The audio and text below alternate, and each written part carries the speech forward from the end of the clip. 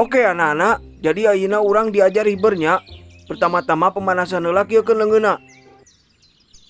Dul. Ahmad Duladi Pakewuk. Adul. Duh, cek bapak ke di guruan teh sia mah.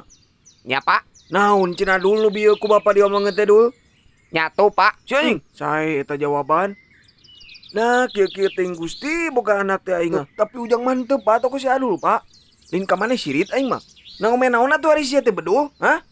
Pan ieu teh bapak teh keur nerangkeun sia teh supaya maneh jadi manuk nu bener jeung supaya bisa hiber ka bulan. Alah, naon nih Pak Anjing. Usum? Dengeul tong pang ngahina ka uyut entong jang entong. Tong tunggal teungeul ka adi teh. Bapak teu ngajarkeun ka anak bapak tunggal teungeul nya. Sia teh sing sadar diri kasupan jurig cai sugan sia mah. Jang naon nyen pelantingnya Naon lah aduh mah. mah cuma ayang-ayang gebrakan anyar Pak yang bisa telem. Teulem naon teulem yang pae maneh ha. Ya, bosan atuh Yang maneh teh Pak, pan manuk ngapung sia wae teh mah. berlin belut. Itu anak kurang kumaha?